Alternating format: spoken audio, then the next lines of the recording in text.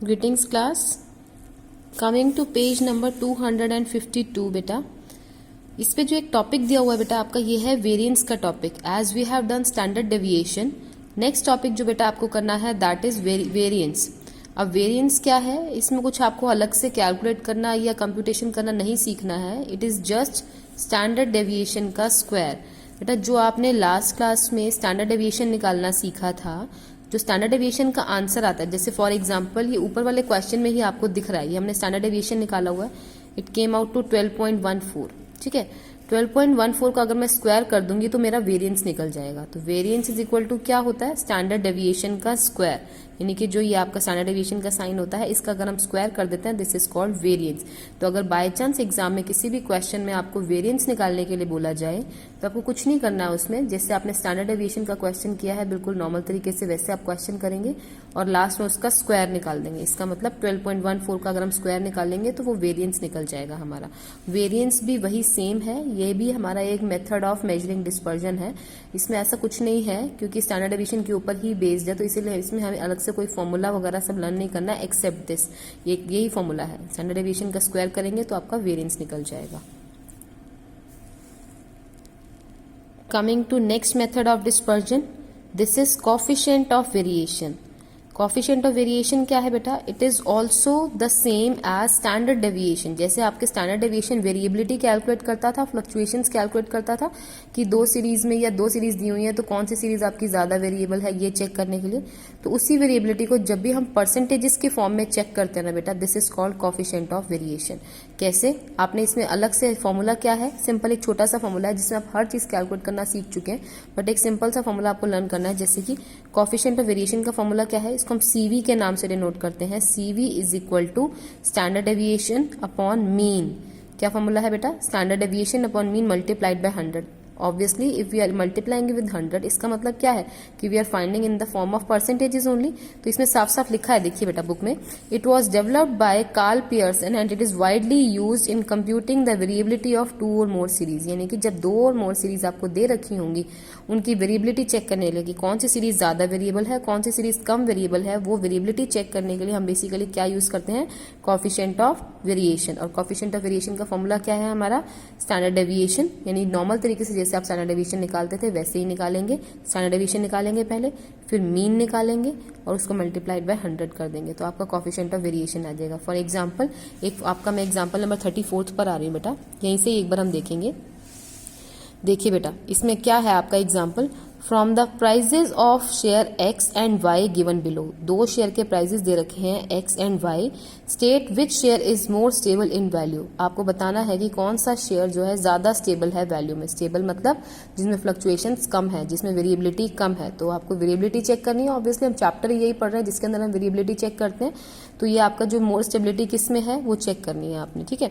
तो हमने क्या करना है, सिंपल तरीके से सबसे पहले वेरिएबिलिटी चेक करने के लिए आपको स्टैंडर्ड डेविएशन निकालना है। देखिए बेटा अब आप ये कैलकुलेशन सब आप खुद करेंगे, मैं सिर्फ आपको बता रही हूँ कि कैसे इसमें किया है।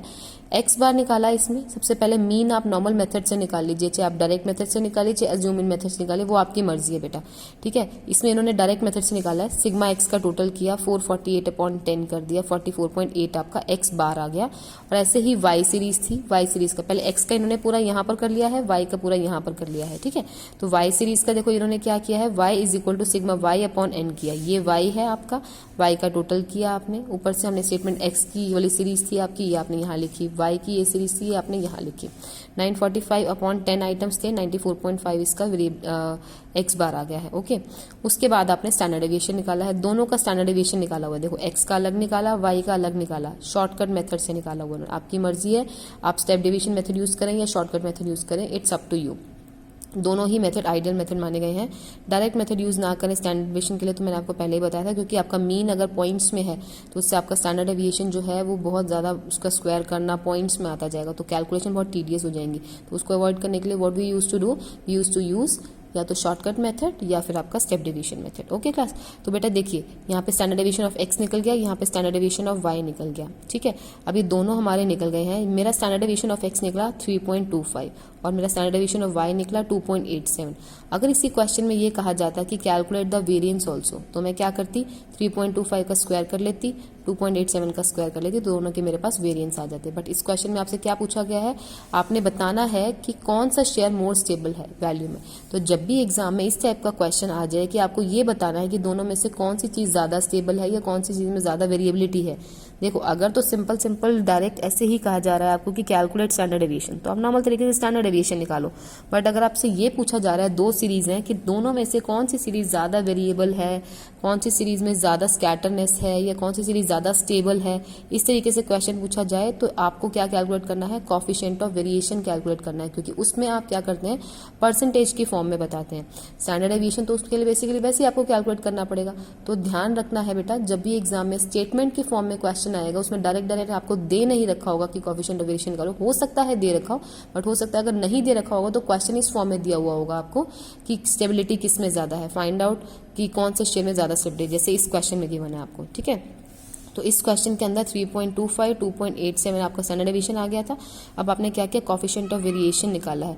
यहाँ पे coefficient of variation of x है, यहाँ पे coefficient of variation of y है। तो x का कैसे निकाला, उसका standard deviation that is 3.25 okay upon 44.8 इसका मीन निकाला था, मल्टीप्लाइड बाय 100 किया और 7.25% आ गया इसका आंसर। ठीक है, ऐसे ही कोएफिशिएंट ऑफ वेरिएशन कितना निकाला इसका, आपने यहाँ पे देखा स्टैंडर्ड डेविएशन कितना निकला था आपका, it came out to 2.87 upon 94.5 आपका क्या निकला है इसके अंदर, देखिए बेटा 94.5 आपका मीन निकला है, ये देखिए 94.5 आ गया ना, मल्टीप्लाइड बाय 100 तो कितना आया 3.03%।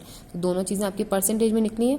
अब देखने से ही पता चल रहा है कि किसमें वेरिएबिलिटी कम है, 3.03 में, मतलब ये जो शेयर y है उसके अंदर आपके फ्लक्चुएशंस कम है। तो इसमें देखो इन्होंने कंक्लूजन में क्या लिखा है, since the coefficient of variation is less for share y hence share y is more stable in price. इसका मतलब क्या है, शेयर y के अंदर फ्लक्चुएशंस कम है, इसका मतलब उसके अंदर स्टेबिलिटी ज्यादा है as compare to share x। Okay, तो जब भी आपके पास कोएफिशिएंट ऑफ वेरिएशन का क्वेश्चन आए तो आपको या तो इसी तरीके से आएगा, find out which series is more stable, या फिर आप बताओ कि किसमें ज्यादा फ्लक्चुएशन है ये, और आपको ऐसे ही निकालना है। पहले स्टैंडर्ड डेविएशन निकालना है, मीन आप डायरेक्ट फॉर्मूला से निकाल लो, जल्दी निकल जाएगा उससे। स्टैंडर्ड डेविएशन अपॉन मीन किया, मल्टीप्लाइड बाय 100 किया, आपका परसेंटेज के फॉर्म में आंसर आ जाएगा।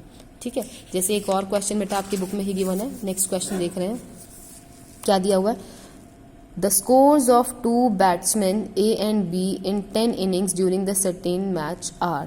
मैच की आपको स्कोर दे रखे हैं, मैच के स्कोर्स दे रखे हैं आपको।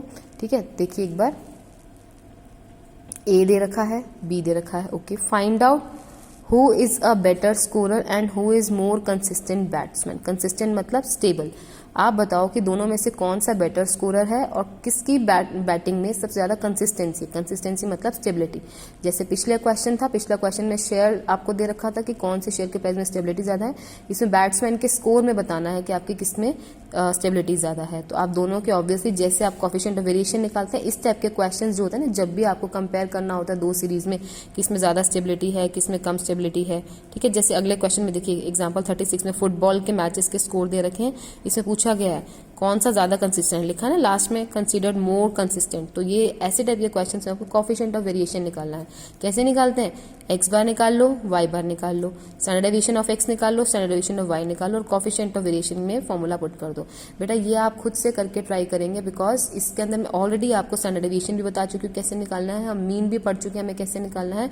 You just have to put values in the formula, और फॉर्मूला आपको सबको लर्न होगा। ये मल्टीप्लाइड बाय 100 जरूर करना है ताकि वो परसेंटेज में आंसर निकले उसका। ठीक है, तो ये आपका एग्जाम्पल नंबर 35 तक था, ये मैंने आपको बता दिया।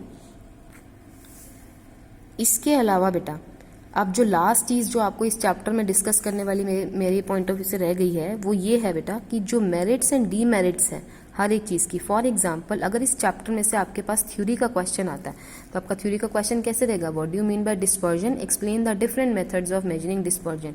तो जब भी आप डिफरेंट मेथड्स को यूज करेंगे, डिफरेंट मेथड्स बताएंगे कौन कौन से है डिस्पर्जन के, तो उसमें सबसे पहले देखिए जैसे रेंज है, आपने क्या किया था, रेंज से पहले स्टार्ट किया, रेंज का बताया रेंज क्या होता है, फिर फॉर्मूला लगाया, उसका कॉफिशिएंट का फॉर्मूला बताया। आर्टिफिशियल से एग्जांपल देना चाहें तो आप दे सकते हैं, नहीं तो सीधा उसके बाद आप कहाँ आ जाएंगे बेटा, उसके मेरिट्स और डीमेरिट्स पे। ठीक है, तो ऐसे ही आपके जितने भी आपने मेथड्स करे, मीन डेविएशन किया आपने, क्वार्टाइल डेविएशन किया आपने, स्टैंडर्ड डेविएशन किया, कॉफिशिएंट ऑफ वेरिएशन किया, सबके मेरिट्स और डीमेरिट्स आपकी बुक में गिवन है और ये बहुत ही सिंपल है। लाइक इसके मेरिट्स क्या है, it is simple to understand, easy to calculate, इस तरीके से आपकी सिंपल है। और डीमेरिट्स में क्या है, it can not be calculated in case of open ended distribution, it is not based on all observations of the series. तो ये क्या है, all observations of the series का क्या मतलब है, सिर्फ ये लार्जेस्ट और स्मॉलेस्ट वैल्यू को कंसिडर करता है, बाकी वैल्यूज को छोड़ देता है ना। ऐसे इसमें ओपन एंडेड डिस्ट्रीब्यूशन नहीं है। ओपन एंडेड डिस्ट्रीब्यूशन मतलब जैसे आपका कंटिन्यूस फॉर्म में डाटा नहीं गिवन होता इसमें, तो एक्यूरेसी मेंटेन नहीं होती। तो ये सब चीजें क्या है, मेरिट्स और डीमेरिट्स के फॉर्म में। तो ऐसे ही आपके मेथड्स जितने भी हैं डिस्पर्जन के, आपने कौन कौन से मेथड्स पढ़े थे बेटा, देखेंगे एक बार। सी, ये मेथड्स थे आपने पढ़ा range, inter quarter range and quartile deviation, mean deviation, next is standard deviation, coefficient of variation and Lawrence curve. ये मेथड करे थे, लेकिन लॉरेंस कर्व आपने नहीं करना था, मैंने आपको बोला था ये आपको छोड़ना है। 5 मेथड्स थे that we have discussed, all 5 methods. अब आपको जो क्या करना है, अगर थ्योरी में क्वेश्चन आता है आपका, तो आपको पहले सबका मीनिंग लिखना है, इन सब मेथड्स का मीनिंग लिखते जाना है, उसके बाद इनका फॉर्मूला लिखना है, उसके बाद इनके मेरिट्स और डीमेरिट्स एक्सप्लेन करने हैं। जैसे रेंज के ये दिए हुए हैं, ऐसे ही आपके क्वार्टल डेविएशन के, लेट्स चेक। क्वार्टल डेविएशन होगा आपका नेक्स्ट टॉपिक। ये देखिए बेटा, क्वार्टल डेविएशन के भी आपके मेरिट्स और डीमेरिट्स दिए हुए हैं। ऐसे ही आपका जब मीन डेविएशन आएगा, इसके भी मेरिट्स डीमेरिट्स आपको आगे दिए जाएंगे। Let's check C.